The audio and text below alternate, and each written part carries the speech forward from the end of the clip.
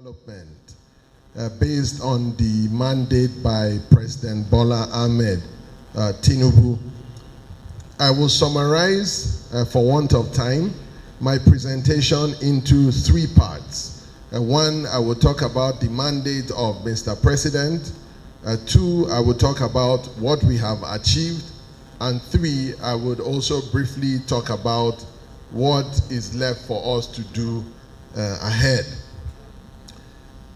President Bola Tinubu gave a mandate to the Ministry of Steel Development following the creation of the ministry in August 2023. And the mandates are in two parts, two major parts. One is the revival of the Ajaokuta Steel Complex and the National Iron Ore Mining Company, which I would summarize as NIOMCO. And then secondly is the revival of the entire steel industry. This is very, very critical to the renewed hope agenda of Mr. President, whose desire is to grow the economy of the Federal Republic of Nigeria to over $1 trillion by the end of the first term of this administration, thereby making us a G20 economy. Getting to $1 trillion is a big task, but very, very much achievable, as Mr. President has said. And the steel sector will play an important role in ensuring that this administration achieves that. So that is the mandate for the Ministry of Steel Development. What have we done so far in terms of our achievements for the revival of the Ajaokuta Steel Complex as well as NIOMCO? Those government assets were built in 1979, so this makes it 45 years since the creation and the construction of those major national government assets.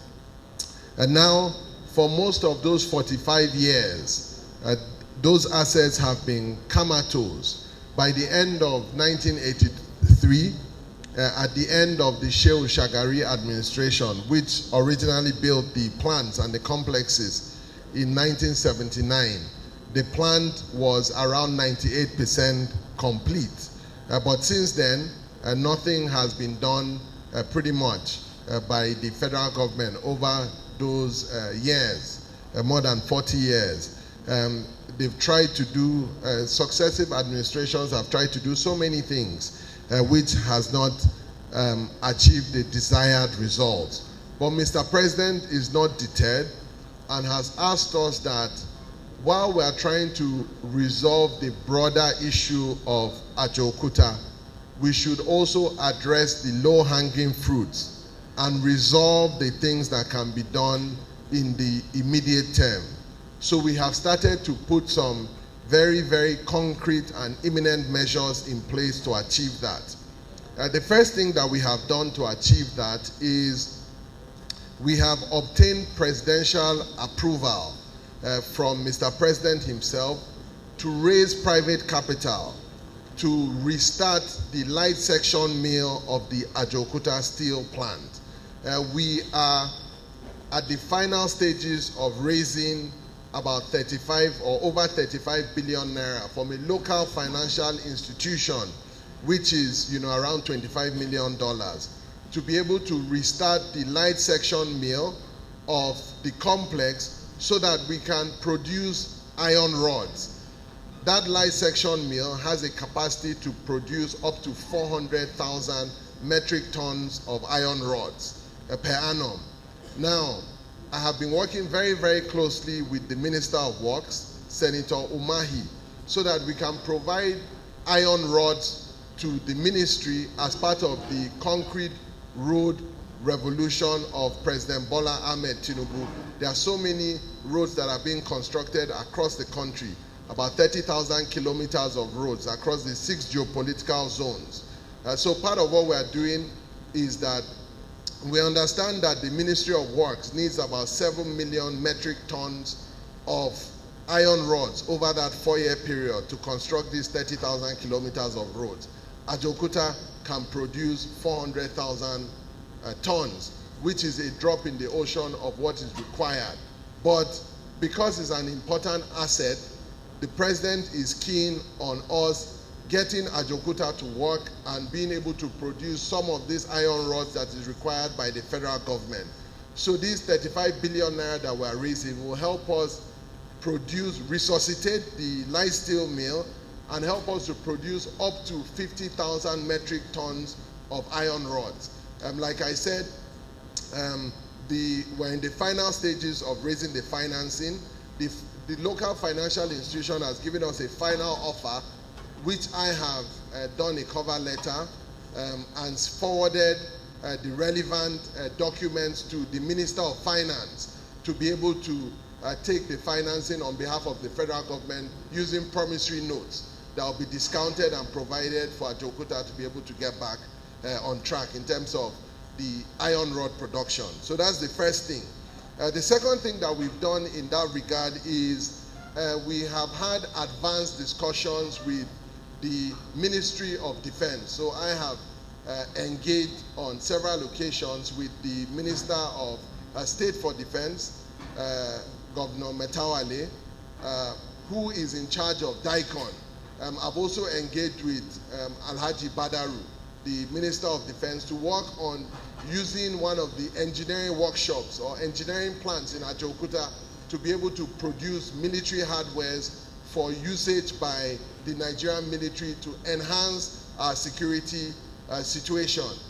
So what is required is we have a methodological development center that has the ability to provide us with the lead and zinc that is required to be able to provide and produce some of these military hardwares, whether it's vests or helmets or bullets or components for tanks, so on and so forth. The MOU has been prepared. The MOU is on my desk currently. I'm reviewing it. Part of what we're trying to tidy up in terms of dotting the I's and crossing the T's is to ensure that we're able to secure the required financing. We want to pursue a private sector route to raise the financing to be able to revive that plant. But we also want some push and some contributions by the federal government as well.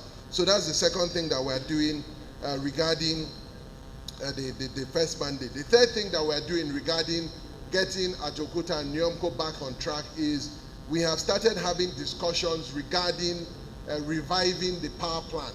Ajaokuta has a 110 megawatt power plant that can produce power that can supply power not just to Ajaokuta Steel Complex, but also to the national grid to improve power supply. Because of the lack of funding and lack of resources that are available, part of what we are doing is we're trying to think outside the box and be innovative. So we're engaging in a PPP partnership where the asset will be used as the collateral, so to say, and the private sector investor can come in and give us financing and provide financing and expertise to be able to get the power plant back on track. We're talking to 3 potential suitors right now, including Transcorp Power, including Niger Delta Power Holding Company, and the third is Reticulated Global Engineering.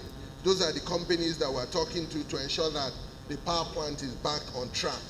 The fourth thing regarding Ajaokuta and NNamDikanu is, which is extremely important, in fact it should be number 1, which is we have initiated discussions with the OEM, the original equipment manufacturers, the original builders of the steel plant, to come back and complete the job, right? To revive Ajaokuta, we need about $2 billion US, based on estimates from experts. And the Russian builders that came originally to build the plant have shown willingness and desire to help us to complete the plan and to bring in the funding using a structure that will be acceptable and will be in the best interest of the Federal Republic of Nigeria. Now, although we are talking to the Russian TPE company, we have a lot of reserve bidders and other parties that have also shown interest, including the Chinese, including some of the Arab companies, the Indian companies, and even Nigerian companies. The consortium that the Russian company is leading also includes Nigerian companies as well, or a Nigerian entity. So we're factoring in local capacity in the entire conversation. So that's a very, very important component which we're trying to resolve.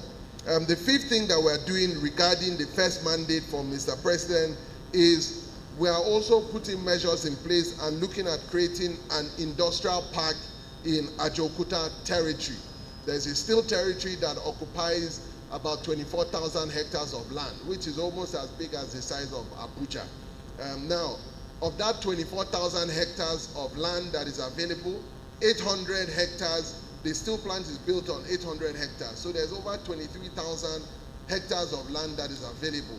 The idea is to create an industrial park where all steel operators, not just in Nigeria but in West Africa, ultimately will coalesce and produce, a steel component. So that will be the industrial hub of Nigeria, hopefully. So that's the desire in terms of in terms of addressing the first component of what Mr. President has desired for us to do in the steel industry. Now, the last component that I will talk about is what is left for us to do, which is very much and closely related to Mr. President's second mandate to us, which is the revival of the entire steel industry. How do we achieve this? It's a very, very critical component of the steel jigsaw. What we are doing to revive the steel industry is, number one, we have drafted an internal document that gives us a 10-year roadmap for the steel industry. We have also drafted an internal document that has produced a 3-year roadmap for the revival of Ajaokuta Steel as well as Nyomco. So we have those two documents that have been produced by internal experts. However, we need to take it a step further. We need to consult and work with all the industry stakeholders. We have to be able to do testings. We have to be able to bring in consultants. We have to be able to bring in consultants to look at, similar steel markets that are similar to what we are doing in Nigeria or what exists in Nigeria. So we have to be able to look at, the Indian market, the Egyptian market. We have to look at, even some European markets, including Russia and maybe the US, to be able to decide and determine how best for us to revive the steel industry. That will require some funding. We need somewhere between $2 to $5 million or up to $5 million to be able to draft the roadmap and put all the legwork in place. We're currently in the process of raising financing. So as you can see, we have a lot of initiatives, but financing is is somewhat of a challenge. But we're not complaining. We're working hard and we're thinking outside the box to put those measures in place. The second thing is we have engaged with a Chinese steel producer, Luan Steel, as well as Mr. President has engaged an Indian steel company, Jindal Steel, at the sidelines of the G20 meeting last year, September 2023, where they committed to bringing in about up to $5 billion US to set up a 5 million metric tons of steel plant. Luan Steel, where we were in China on the 1st of January this year, where I was in China together with the Minister of Defense, Alhaji Badaru, has also shown interest in committing about $3 billion to set up a 3 million metric ton steel plant in Nigeria. Part of what we are looking to do is we need to identify the best place to situate the raw materials, the best place that captures a deep sea port, the best place that, there's gas supply to be able to bring in all the necessary parameters. So if you look at what we're doing with Jindal Steel, Luan Steel, as well as the money that we are bringing in for Ajaokuta, we have a potential pipeline and commitment of up to $10 billion that we are looking to bring into the steel industry. The final thing that I would say is we are looking to put in some policies and enact some bills to be able to guide the industry. One of the bills that we've put in place and that we're looking to enact is the metallurgical industry bill. That has killed the second reading. We're engaging with the National Assembly. Some amendments are being proposed which will be sent to the National Assembly very soon. And the National Steel Act, the National Steel Council Act will be amended, as well as the metallurgical training industry bill. Once we put those acts and bills in place, that will provide the guidance for the steel industry. And the last thing that I'll mention is we have also enhanced regulation of scrap metals in Nigeria. And we have engaged the Scrap Metals Dealers Association of Nigeria so that we can provide some regulatory oversight and overview on the scrap metals industry in Nigeria. Thank you very much, and thank you for listening. God bless you. I'm happy to take any questions. Thank you very much. I believe I had about 3 or 4 questions, and I would attempt to answer those questions.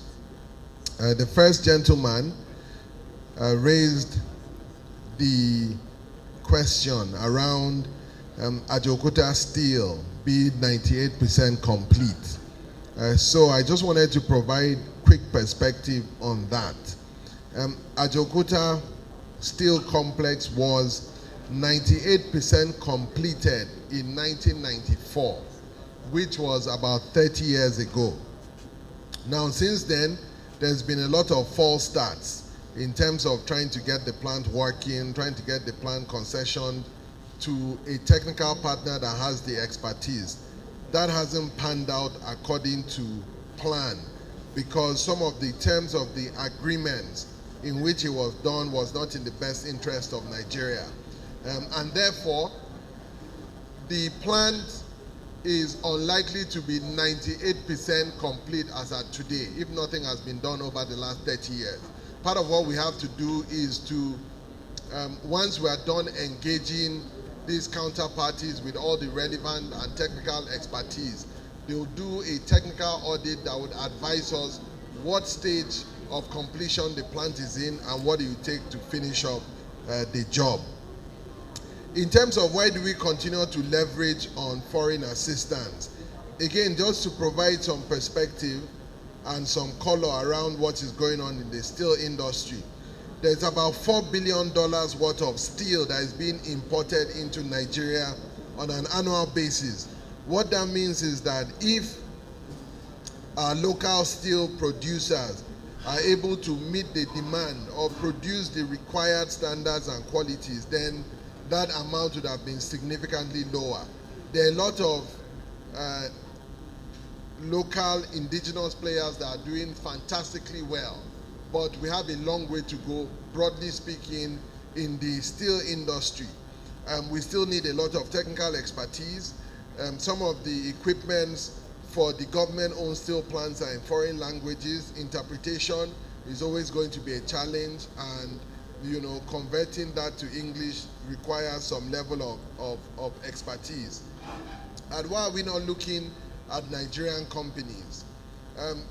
Like I mentioned during my presentation, based on what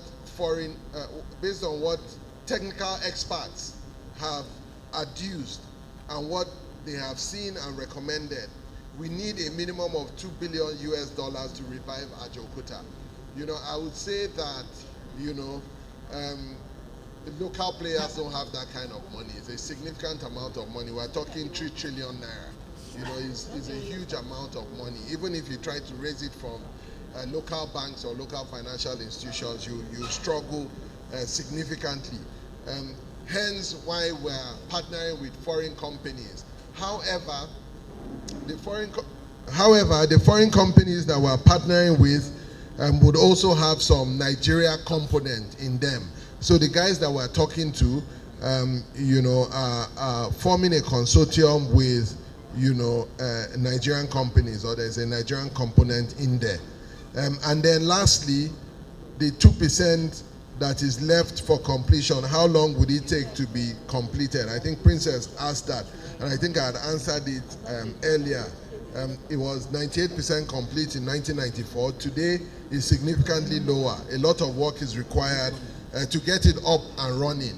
It's a challenging industry, and the task at hand is significant and is difficult. But is it doable? The answer is yes. Has the president showed commitment? The answer is yes. And no other commitment can be bigger than the creation of the Ministry of Steel Development, to show intent and to show political will. Thank you very much.